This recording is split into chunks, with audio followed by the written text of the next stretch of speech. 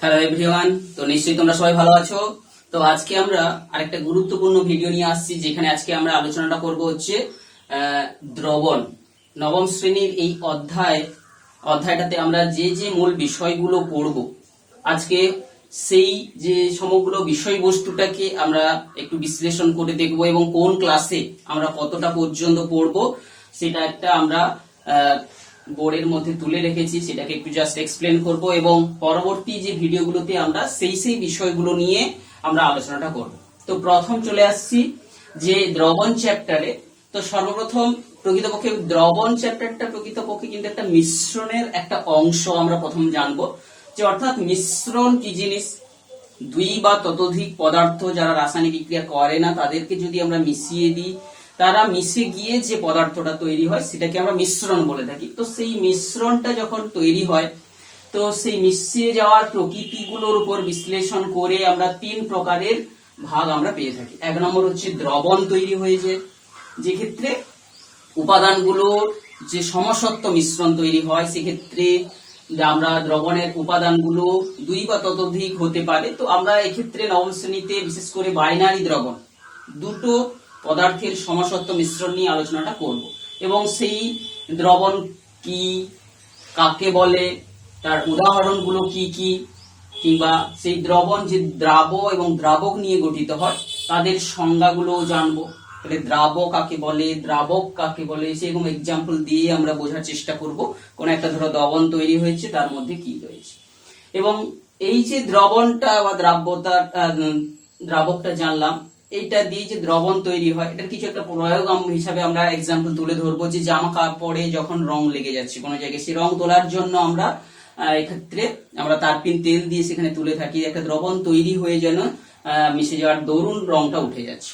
তো সেই আমরা দ্রাবকটা নিয়ে একটু ডিটেলসে আলোচনাটা করব, যার মধ্যে দ্রাবকগুলো গুলে যায়। তো সেইটা এখানে শ্রেণী বিভাগগুলো পোলার দ্রাবক, নন পোলার দ্রাবক, কিংবা সার্বজনীন দ্রাবক বিষয়টা, যে জলকে বলা হয়, কেন বলা হয়, সেই সম্পর্কে জানবো। কিছু উদ্বায়ী দ্রাবক সম্পর্কে জানবো, যেগুলো কিছু ক্ষতিকারক দিকও তাদের থাকছে। এখন এখানে তাহলে দ্রাব এবং দ্রাবক সম্পর্কে তথ্য নেওয়ার পরে আমরা দ্রবণের যে কিছু বৈশিষ্ট্য এখানে আমরা জানবো। সে কণাগুলোর আকার আকৃতি, কণাগুলোর গতি, কণাগুলোর দৃশ্যমানতা, সেই সমস্ত বিষয়গুলোর উপর জানবো। এরপরে আমরা দ্রবণের শ্রেণী বিভাগটা আলোচনাটা করব। শ্রেণী বিভাগটা আমরা কিন্তু দুভাগের উপর ভিত্তি করে করতে পারি। যে দ্রবণ তৈরি হওয়ার উপর যে উপাদানগুলো, অর্থাৎ দ্রাবক এবং দ্রাবক, এই যে উপাদান কণাগুলোর ভৌত অবস্থার উপর ভিত্তি করে যে শ্রেণী বিভাগটা, 9 প্রকারের শ্রেণী বিভাগটা হয়ে থাকে, সেই বিষয়ে আমরা ডিটেলসে জানবো। প্রত্যেক প্রকারের উদাহরণ জানার চেষ্টা করব। তো এক্ষেত্রে সেই ধরনের উদাহরণ অনেক সময় থাকবে, কোনো সময় থাকতে নাও পারে। তো 9 প্রকারের হতে পারে আমরা জানবো। এরপরে গুণগত মানের উপর যে ভিত্তি করে দ্রবণের যে শ্রেণী বিভাগটা, যেখানে আমরা তাকে সম্পৃক্ত দ্রবণ, অসম্পৃক্ত দ্রবণ, অতিপৃক্ত দ্রবণ কথাটা বলবো। তো এই পার্টটাকে আমরা আরেকটা ক্লাসে আলোচনাটা করব। সে যাই হোক, সেটা আমরা বলে নিচ্ছি। তো এই ক্ষেত্রে সম্পৃক্ত দ্রবণ, অতিপৃক্ত, বিভিন্ন তার গুণগত মানের উপর ভিত্তি করে আমরা শ্রেণী বিভাগটা করার সঙ্গে সঙ্গে, তো এক্ষেত্রে কোন দ্রবণে যে দ্রাবটা কত পরিমাণ দ্রাবকের মধ্যে গুলে আছে, সেই বিষয়টাকে নিয়ে আমরা যে একটা দ্রাব্যতা নামক একটা নতুন ভৌত রাশি, অর্থাৎ দ্রবণ সম্পর্কিত একটা নতুন ভৌত রাশি আমরা জানবো, সেটা দ্রাব্যতা। তো দ্রাব্যতা কাকে বলে এবং সেটার উপর ভিত্তি করে যে বিভিন্ন গাণিতিক প্রশ্নগুলো আমরা সমাধান করব বা চেষ্টা করব।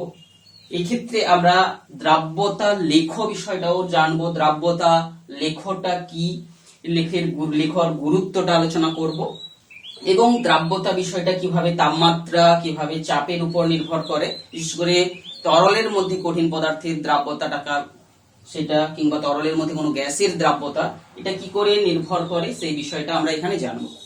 আর সঙ্গে সঙ্গে কোনো দ্রবণ থেকে কি করে দ্রাবকে পৃথক করা হয়, সেই পদ্ধতিগুলো আমরা এই ক্লাসের মধ্যে যেটা আলোচনা করব, যেখানে আমরা তাকে কেলাসন বলবো। সেই কেলাসন বা কেলাস জল সঙ্গে বীজ কেলাস কি জিনিস, এই বিষয়ে একটু বিস্তৃত আলোচনা এখানটায় আমরা করব। অর্থাৎ দ্রবণ সম্পর্কিত সমগ্র বিষয়গুলোর মধ্যে কিছুটা পার্ট আমরা প্রথম ক্লাসের মধ্যে আলোচনাটা করব। সেই সঙ্গে সঙ্গে দ্রবণের যে তিনটা ভাগের, তাহলে দ্রবণ কাকে বলে, কলয়েড কাকে বলে, আর প্রলম্বন কাকে বলে, আমরা সেই প্রথম ক্লাসে আলোচনা করব। তো কলয়েড যে কাকে বলে, যে ক্ষেত্রে দ্রবণের কণাগুলো যে সমসত্ব ভাবে মিশে না, কিন্তু সেক্ষেত্রে কণাগুলো কিন্তু থিতিয়েও পড়ে যায় না, কণাগুলোর আকার একটু বড় থাকে।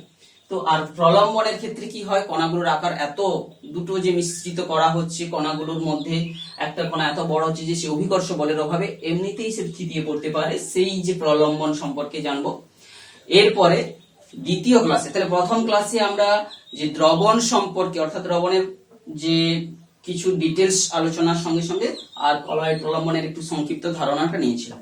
দ্বিতীয় ক্লাসে আমরা কলয়েড সম্পর্কে ভালো করে ডিটেলসে জানবো। কলয়েড দ্রবণের ক্ষেত্রে যেমন ভাবে দ্রাব্য এবং দ্রাবক থাকে, এক্ষেত্রে কলয়েড কাকে বলে, তার বৈশিষ্ট্য কি কি, সেখানে এক্ষেত্রে যেমন দ্রাবক ছিল, এক্ষেত্রে আমরা পাবো বিস্তার মাধ্যম, বিস্তৃত দশা, এদেরকে সংজ্ঞা জানবো এবং বিভিন্ন প্রকার কলয়েডের উদাহরণগুলো আমরা জানার চেষ্টা করব। এখানেও যেমন ভাবে 9 প্রকার কলয়েড দ্রবণ পড়েছিলাম, যে ভৌত অবস্থাগুলো কঠিন, তরল, গ্যাসীয় গুলো যখন মিক্সচার তৈরি করে 9 প্রকার হতে পারে। তো এক্ষেত্রেও কলয়েড আমরা 9 প্রকার পেতে পারি, তবে আমরা 8 প্রকার হবে এই কারণে যখন গ্যাসের কলয়েড তৈরি হয় সেটা কিন্তু কলয়েড আর থাকে না, সেটা একটা দ্রবণ তৈরি হয়ে যায়। তো এখানে বিশেষত 8 প্রকারের আমরা যে কলয়েডের ভাগটা আমরা এখানে পড়বো। তো সেই সঙ্গে সঙ্গে যেমন ভাবে দ্রবণের যে বৈশিষ্ট্য পড়েছিলাম, কলয়েডের কিছু বৈশিষ্ট্য আমরা এখানে পড়বো এবং সেই যে দুটো বিশেষ বৈশিষ্ট্যের মধ্যে টিন্ডাল ইফেক্ট একটা গুরুত্বপূর্ণ, এছাড়া ব্রাউনীয় গতি তো আমরা পেয়েছিলাম, দ্রবণের ক্ষেত্রেও পাবো, এক্ষেত্রেও পাবো। তো এক্ষেত্রে মোর ভিজিবল হবে ব্রাউনীয় গতিটা। বিজ্ঞানী আইনস্টাইন এই সম্পর্কিত নিয়ে তিনি তার পেপার পাবলিশ করেছিলেন। আমরা যখন উঁচু ক্লাসে বিজ্ঞান পড়বো, ফিজিক্স পড়বো, সেক্ষেত্রে জানবো, যার উপর বেস করে তিনি নোবেল প্রাইজও পেয়েছিলেন। কিংবা এই ব্রাউনীয় গতিকে পর্যবেক্ষণ করেও কিন্তু আমরা আগের ক্লাসে জেনেছি যে অ্যাভোগাড্রোর সংখ্যা নির্ণীত হয়েছিল।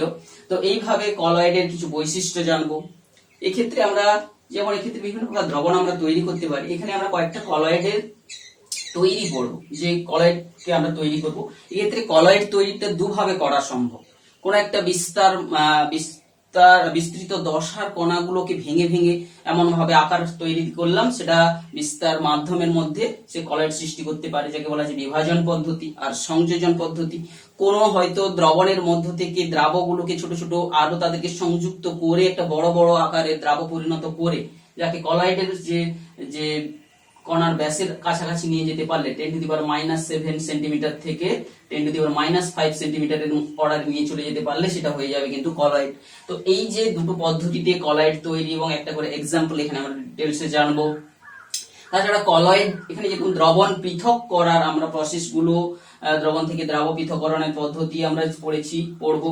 এক্ষেত্রে কলয়েড থেকে পৃথকীকরণ পদ্ধতি একটা শুধু নাম জানবো, ঝিল্লি বিশ্লেষণ, এই সম্পর্কে আমরা এখানে কিন্তু সেরকম ডিটেলসে আলোচনাটা করবো, শুধু সংক্ষিপ্ত যে বিষয়টা আমরা জানবো। এরপরে হচ্ছে 3 নম্বর ক্লাসে আমরা কি পড়বো, যে কতগুলো বিশেষ প্রকার কলয়েডটাকে নিয়ে আমরা তৃতীয় ক্লাসে আলোচনাটা করব। যে কতগুলো বিশেষ প্রকার কলয়েড, যেমন সল, যেমন জেল, কিংবা এই সল জেল প্রস্তুতি কিংবা তাদের এক্সাম্পল, সঙ্গে সঙ্গে কি করে সলকে জেলে রূপান্তরিত করা যায়, জেলকে সলে রূপান্তরিত করা যায়, সেই একটা ইন্টার কনভার্সন আমরা পড়বো। ইমালশন, যে কলয়েড একটা বিশেষ প্রকারের কলয়েড, যে তরলের যে কলয়েড, সেটা ইমালশনটা। এখন তরলগুলোর মধ্যে একটা তেল আর একটা অর্থাৎ লিপিড জাতীয় বা ফ্যাট জাতীয় উপাদান, আর একটা হচ্ছে জল। এই দুজনের মধ্যে কোনো একটা বেশি কম থাকলে যেটা বেশি থাকবে, যদি জল বেশি থাকে জল তেলের কলয়েড, বা তেলে যদি তেলটা বেশি থাকে জল কম থাকে সেটারও কলয়েড। এই প্রকার কলয়েড গুলোর আমরা বিভিন্ন প্রকার এক্সাম্পল গুলো জানবো, যেটা কিন্তু ব্যবহারিক ক্ষেত্রে অনেকটা কাজে দেয়।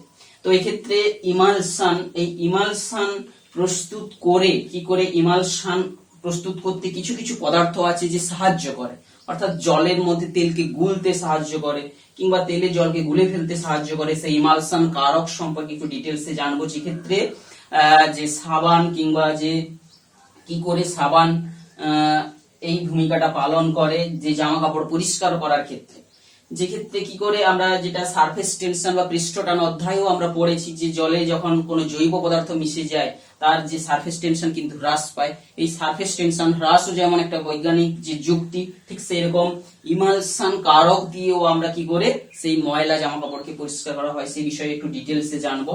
তো এই হচ্ছে তৃতীয় ক্লাসের মূল বিষয়বস্তুগুলো আমরা এখানে আলোচনাটা করব, এখানে উল্লেখ করলাম। সঙ্গে সঙ্গে এর পরবর্তীতে আমরা যেটা দ্রবণের যে বিষয়টাকে নিয়ে বলেছিলাম, যেটা চতুর্থ ক্লাসে কিন্তু সেটাকে আমরা আলোচনাটা করব। তো এটা কিন্তু কারণ যে কিছুটা দ্রবণ সম্পর্কে জ্ঞানটা কিন্তু এই যে ক্ষেত্রে কাজে লাগতে পারে, তো সেই জন্য এভাবে কিন্তু আমরা অ্যারেঞ্জ করে রেখেছি। দ্রবণ সম্পর্কে জানলাম, কিছু কলয়েড সম্পর্কে জানলাম, তারপরে হচ্ছে এই যে দ্রবণের গুণগত মান থেকে কিছু দ্রাব্যতা বিষয়টা জানলাম। তারপরে সর্বশেষে আমরা পড়বো হচ্ছে দ্রবণের শক্তি বা মাত্রা সম্পর্কে। আমরা দ্রবণ তো তৈরি করে ফেললাম, বিভিন্ন প্রকার দ্রবণের যে কোনটা বেশি গাঢ়ত্ব, কোনটা কম গাঢ়ত্ব, সেই বিষয়টাকে আমরা জানবো। যেমন ভাবে ঘনত্বের সংজ্ঞা দিয়ে আমরা বিভিন্ন পদার্থকে আমরা ডিটেক্ট করি যে কোনটা ভারী পদার্থ হতে পারে, কোনটা সেই রকম ভাবে দ্রবণ যখন তৈরি করলাম, সেই দ্রবণেরও গাঢ়ত্বের উপর ভিত্তি করে আমরা দ্রবণটাকে আলাদা আলাদা করতে পারি। তো এখন দ্রবণের গাঢ়ত্ব প্রকাশ করার ভঙ্গি কিন্তু 7টি পদ্ধতি বা রয়েছে।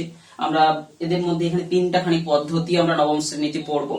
যে 3টা পদ্ধতির মধ্যে আমরা শতকরা মাত্রাটা পড়বো, গ্রাম প্রতি লিটার মাত্রা পড়বো, কিংবা মোল প্রতি লিটার বা মোলারিটি যাকে বলা হচ্ছে সেটা আমরা পড়বো। এইগুলো সমস্তগুলো কিন্তু টেম্পারেচার ডিপেন্ডেন্ট, যে তাপমাত্রার উপর কিন্তু এগুলো সব নির্ভর করবে, কারণ যেহেতু আয়তনের সঙ্গে রিলেটেড রয়েছে। তো এর পরবর্তীকালে যেটা আমরা পড়বো যে মোলারিটি, যেটা সেটা কিন্তু একটা ভরের সঙ্গে ভরের, অর্থাৎ কত দ্রাবকের ভরের মধ্যে কত দ্রাবক ভর মিশে আছে সেটা, কিংবা মোল ভগ্নাংশ, ppm পার্টস পার মিলিয়ন। তো এইগুলো কিন্তু আবার টেম্পারেচার যে ইন্ডিপেন্ডেন্ট কিছু আমরা পদ্ধতি জানবো, যে সেইগুলো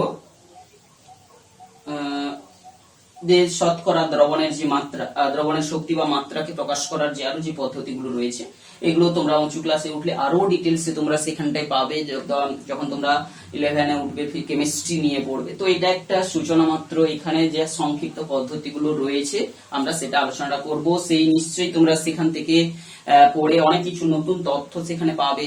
সর্বোপরি তোমরা বইটাকে কিন্তু ভালো করে পড়বে, কারণ বইয়ের বিকল্প কোনো কিছুই নেই, কারণ সেখানে তোমাদের চোখের সামনে তার সত্যতা তোমরা সেখানে পাবে। তো আমরা আশা করব যতটা সম্ভব সঠিক তথ্যগুলো এখানে রিপ্রেজেন্ট করব। তোমরা নিশ্চয়ই ভিডিওগুলোকে দেখবে।